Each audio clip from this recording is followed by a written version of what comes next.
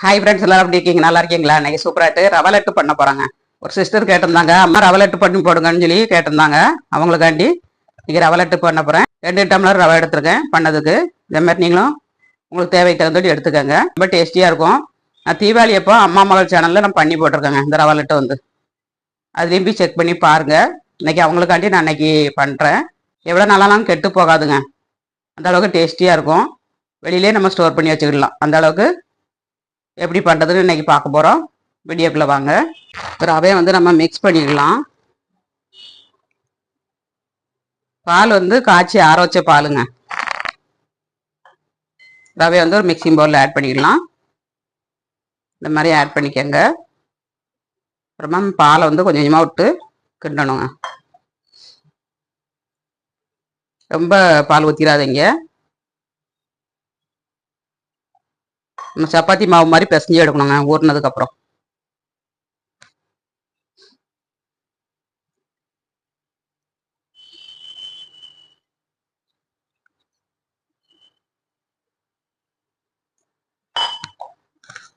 ஒரு டம்ளர் பால் எடுத்துருக்கேன். இதை ஊற்றி நல்லா மிக்ஸ் பண்ணியாச்சு. ஒரு 10 நிமிஷம் நம்ம ஊற வச்சு விடணுங்க. ஊற வச்சிங்கன்னா நல்லா ஊறிடும். அப்புறமா நம்ம பிசைஞ்சு பண்ணணுங்க. இந்த மாதிரி இருத்தி அமைக்க வச்சுக்கோங்க. பாலை பூரா அது நல்லா உறிஞ்சிருங்க. உறிஞ்சிட்டு நல்லா திக்காக ஆரம்பிச்சிடும். அதுக்கப்புறம் நம்ம பிசையணும். இப்போ மூடி வச்சுக்கிடலாம். இந்த அளவுக்கு திக்காக பிசைஞ்சு வைக்கணுங்க. அப்போ தான் நம்மளுக்கு பிசையறதுக்கு ஈஸியாக இருக்கும். அப்படியே உங்களுக்கு சப்போஸ் பால் கொஞ்சம் அதிகமாயிட்டு அப்படின்னா கூட கொஞ்சம் ரவையை போட்டு மிக்ஸ் பண்ணிக்கோங்க. ஒன்றும் தப்பு இல்லை. நம்ம மூடி வச்சு ஒரு 10 நிமிஷம் கழிச்சு நம்ம பிசைஞ்சு எடுத்துக்கலாம். 10 நிமிஷம் ஆயிடுச்சு. ரவை நல்லா ஊறிடுச்சுங்க.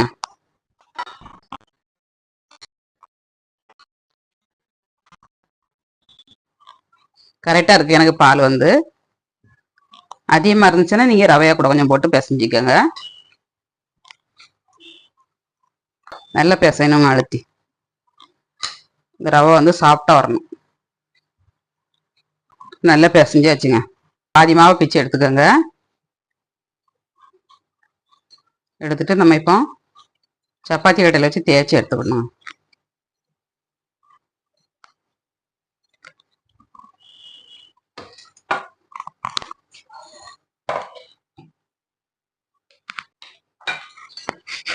நல்லா உருட்டி எடுத்துக்கோங்க. ரவுண்ட் சைஸில்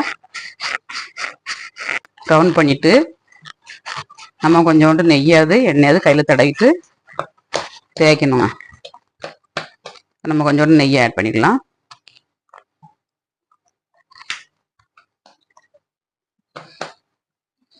சப்பாத்தி கட்டையிலையும் தேய்ச்சிக்கோங்க. இப்போ நம்ம அழுத்தி தேய்க்கணுங்க. அழுத்தி தேய்ச்சிங்கன்னா உங்களுக்கு வந்து நல்லா நைஸாக கிடைக்கும்.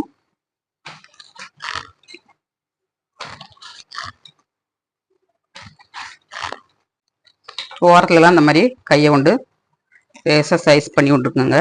லேசாக அப்படி ப்ரெஸ் பண்ணி விடுங்க. ஓரத்துலலாம் வெடிப்பு இல்லாமல் வருங்க உங்களுக்கு.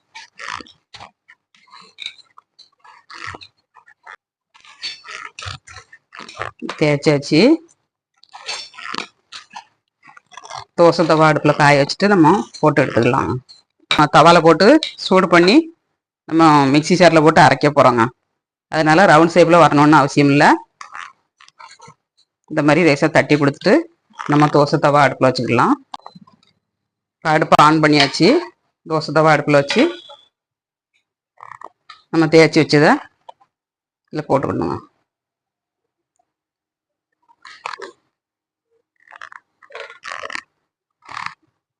அடுப்பு வந்து மீடியமாக வச்சுக்கோங்க. ஃபுல் ஸ்பீடில் வைக்கக்கூடாது. கொஞ்சம் சூடாகட்டும். நம்ம திருப்பி போட்டுக்கலாம். அது வேகட்டும். அதுக்குள்ளே நம்ம இதையும் தேய்ச்சி எடுத்துக்கலாம். 2 டம்ளர் ரவை இருந்தால் போதுங்க. சூப்பராட்டு ரவை லட்டு பண்ணிடலாம். 1 டம்ளர் பால், 2 டம்ளர் ரவைங்க.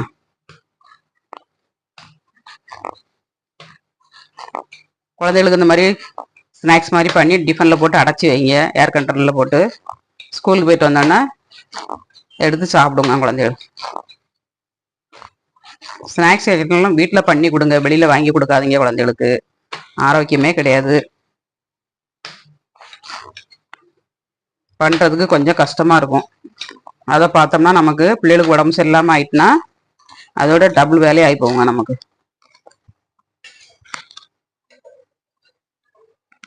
திருப்பி போட்டுக்கலாம்.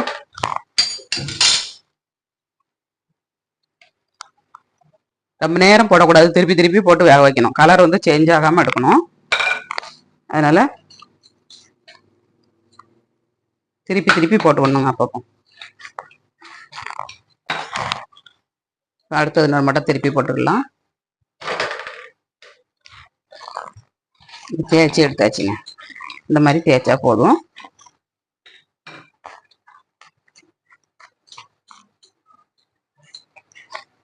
இப்போ அடுப்பில் இருக்கிறத நம்ம திருப்பி போட்டுக்கலாம். இது வந்து கொஞ்சம் நெய் தடவி விடலாம். நெய் லைட்டாக தடவி கொடுங்க, நல்லா கிறிஸ்பியாக கிடைக்கும் உங்களுக்கு.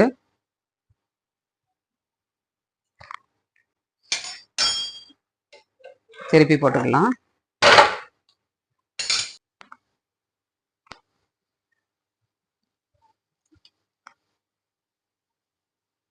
இந்த மாதிரி நம்ம சூடு பண்ணி தவால போட்டு சூடு பண்ணி நம்ம பண்ணும்போது கெட்டு போகாதுங்க உங்களுக்கு. 1 மாதம் வரைக்கும் நீங்கள் வெளியில் ஸ்டோர் பண்ணி வைக்கலாம். ஸ்கூலுக்கு போயிட்டு வர குழந்தைகளுக்கு அப்பப்போ எடுத்து கொடுத்துக்கலாம். கொஞ்சம் நேரத்துக்கு ஒருக்க திருப்பி திருப்பி போடுங்க, நல்லா வெந்துருங்க. நல்லா வெந்து வந்துருச்சு. இன்னும் கொஞ்சம் வேக விட்டு நம்ம எடுத்துக்கலாம். நல்லா வெந்துருச்சுங்க. இந்த அளவுக்கு வெந்தா போகிறோம். கலர் சேஞ்ச் ஆகாத அளவுக்கு அடுப்பை சிம்மில் வச்சு ஒரு 7 நிமிஷம் 8 நிமிஷம் வேக வச்சு எடுத்துக்கணும். இதை பிளேட்டில் எடுத்து வச்சுக்கலாம். வேர்த்திடக்கூடாதுங்க, வேர்க்காத அளவுக்கு காய வைக்கணும். சிலது சூடு வந்து அடியில் பட்டு அடியில் தண்ணியாக வேர்த்து நிற்கும். அந்த மாதிரிலாம் வேர்க்கக்கூடாது. ஒன்றுக்கு மேலே ஒன்றா வைக்காதீங்க, தனித்தனியாக வச்சு நம்ம ஆற வைக்கணுங்க. அடுத்ததை நம்ம போட்டு எடுத்துக்கலாம்.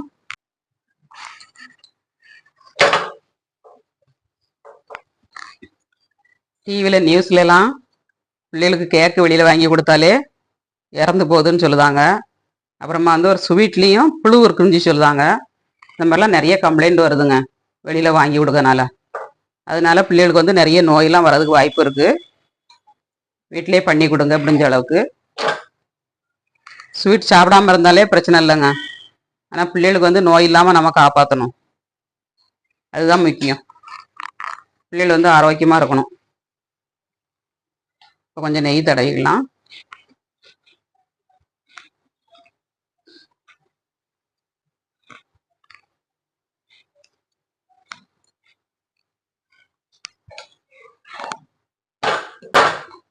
நல்லா சூடு பண்ணி எடுத்துக்கலாங்க. தோசை மாவுலாம் நிறைய பேர் வெளியில் வாங்குதாங்க, ஜாஸ்தி வாங்காதீங்க. தண்ணிலாம் நல்ல தண்ணி விட்டு அரைக்க மாட்டாங்க. அப்புறமா வந்து ரேஷன் அரிசிலாம் நல்லா போட்டு அரைக்காங்க, அதை கழுவ மாட்டாங்க. நல்லா நம்ம வீட்டில் போட்டு பண்ணும்போது நல்லா உப்பு போட்டு பிணைஞ்சு கழுவுனோம்னா நல்லா ஃப்ரெஷ் ஆயிடுதுங்க. அதனால் வீட்டில் பண்ணி சாப்பிடுங்க. எதுனாலும் மாவெல்லாம் கடையில் அதிகமாட்டு வாங்காதீங்க. என்னைக்காவது ஒரு நாள் நம்ம எமர்ஜென்சிக்கு வாங்கி விடணுங்க, அடிக்கடி வாங்கக்கூடாது. ரெண்டுமே நல்லா வெந்துருச்சுங்க. அடுப்பை ஆஃப் பண்ணிக்கலாம். இது இந்த மாதிரி சப்பாத்தி கட்டையில் வச்சுக்கோங்க ஆறதுக்கு. அடியில் தோசை கரண்டி வச்சு மேலே வைங்க, அடியில் வேர்த்தரக்கூடாது. இந்த பாருங்க, வேர்க்கு பாருங்க. இந்த மாதிரி வேர்க்கக்கூடாதுங்க. தள்ளி வச்சு ஆற வச்சு எடுத்துக்கணுங்க. வேர்த்துச்சுன்னா அந்த ஈரம் பட்டுச்சுன்னா கெட்டு போகும். அதனால நல்லா ஆறணும். அடியில் கேப்பு இருந்தனாக்கி அந்த புறமும் நல்லா சைட்லேயும் ஆற ஆரம்பிச்சிடும். இந்த சைட்லேயும் அப்படி சப்புன்னு நம்ம வச்சோம்னாக்கி அடியில் வேர்க்கும். அதனால இந்த மாதிரி வைங்க. சரிச்சாப்பில் வச்சிங்கன்னா உங்களுக்கு வந்து சீக்கிரமாக ஆறிடுங்க. ரெண்டும் ஆறட்டும், நம்ம பவுட்ரு பண்ணி எடுத்துக்கலாம். இப்போ நம்ம தோசை தவால போட்டு சுட்டு வச்சது நல்லா ஆறிடுச்சுங்க. நல்லா முழுமையாட்டு ஆறணும், அப்போ தான் உங்களுக்கு சூப்பராக கிடைக்கும். மிக்சி ஜாரில் வந்து நம்ம பிச்சு போட்டுக்கலாம். ஒன்று ஒன்றா போட்டு திரிக்கணுங்க. இந்த மாதிரி பிச்சு போட்டுக்கோங்க.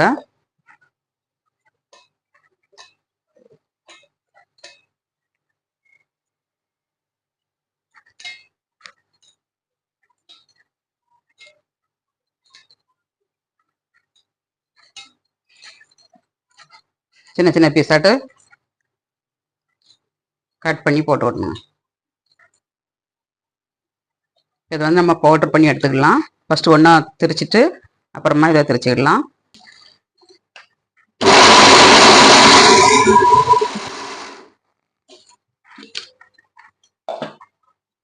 இன்னும் கொஞ்சம் பவுடர் பண்ணணும்.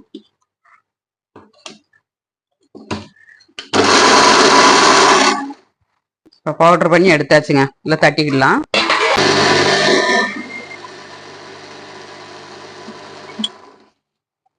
ரெண்டாவதையும் பவுடர் பண்ணி எடுத்தாச்சுங்க.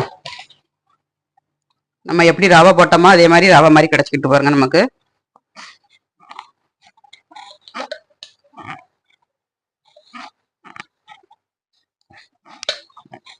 இதில் வந்து ஏலக்காய் பொடி இருந்ததுன்னா ஏலக்காய் பொடி சேர்த்துக்கோங்க. அது இல்லைன்னா ஏலக்காய் போட்டு பவுடர் பண்ணிடணுங்க. நம்ம எப்படி ரவை போட்டோமோ அதே மாதிரி ரவையாக எடுத்தாச்சுங்க. இந்த மாதிரி பவுடராக திரிச்சுக்கிடணும். 2 டம்ளர் ரவை இருந்தாலே போதும், நமக்கு லட்டு ரெடி ஆயிருங்க. ஏலக்காய் பவுடர் போட்டுக்கலாம். சுகர் பவுட்ருங்க. சுகர் வந்து பவுட்ரு பண்ணி போட்டுக்கோங்க. கடையில் சுகர் பவுட்ரு கிடைக்கி, இல்லைன்னா வீட்டில் போட்டு மிக்சியில் போட்டு நல்லா அரைச்சி எடுத்துக்கோங்க. நட்ஸ் வந்து வறுத்து போட்டுக்கலாம். நட்ஸ் வறுக்கிறதுக்கு கடாய் அடுப்பில் வச்சுக்கோங்க. இதில் கொஞ்சம் நெய்யை ஆட் பண்ணிடலாம். 2 ஸ்பூன் நெய்யை ஆட் பண்ணிக்கோங்க.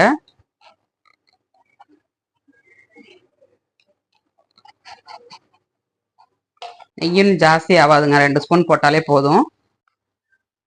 நெய் வந்து நல்லா உருகிருச்சுங்க. நட்ஸு நீங்கள் எதுனாலும் போட்டுக்கலாம். பூசணி விதை, முந்திரி பருப்பு, பாதாம் 3 போட்டிருக்கேன்.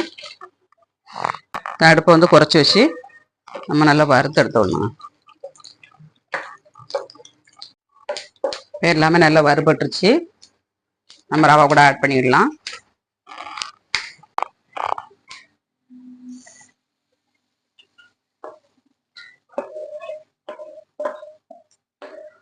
ரவை கூட ஆட் பண்ணியாச்சுங்க.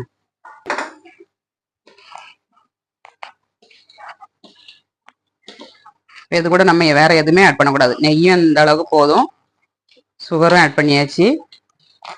நமக்கு பிடிக்கிறதுக்கு ஈஸியாக இருக்குங்க.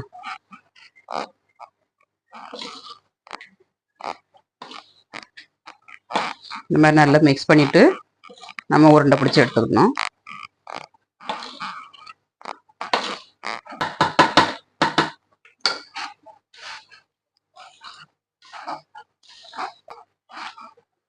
நல்லா மிக்ஸ் பண்ணியாச்சுங்க. நல்லா பிடிக்கிறதுக்கு ஈஸியாக இருக்கு பாருங்க.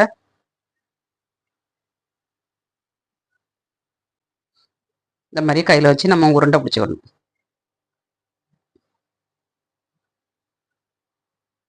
எந்த அளவுக்கு லட்டு தேவையோ அந்த அளவுக்கு ரவை லட்டு பிடிச்சிக்கணும் பாருங்க. டேஸ்ட்டு சூப்பராக இருக்குங்க.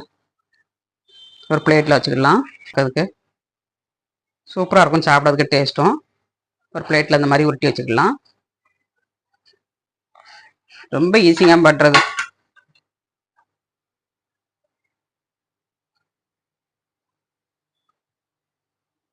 நெய் நம்ம 2 ஸ்பூன் தான் ஊற்றினா எவ்வளோ இலக்கமாக இருக்குது பாருங்க.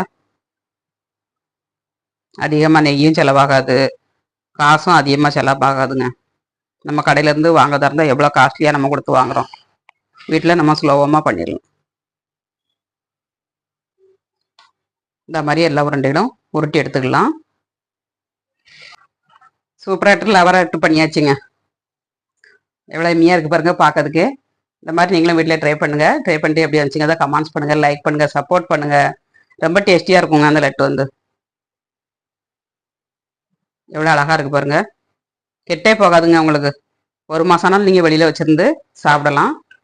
ரொம்ப டேஸ்டியாக இருக்கும். கண்டிப்பாக நீங்கள் வீட்டில் ட்ரை பண்ணுங்கள். ட்ரை பண்ணிட்டு எப்படி வந்துச்சுக்காத உங்கள் கமெண்ட்ஸ் பாக்ஸில் தெரிவிங்க. எம்மி எம்மி லட்டு பண்ணியாச்சுங்க. சூப்பராட்டு ரவை லட்டு பண்ணியாச்சுங்க. இந்த மாதிரி நீங்களும் வீட்டில் ட்ரை பண்ணுங்கள். ட்ரை பண்ணிட்டு எப்படி இருந்துச்சுங்க அதை கமெண்ட்ஸ் பண்ணுங்கள், லைக் பண்ணுங்கள், சப்போர்ட் பண்ணுங்கள். ரொம்ப டேஸ்டியாக இருக்கும். சாப்பிட்டு பார்க்கலாம்.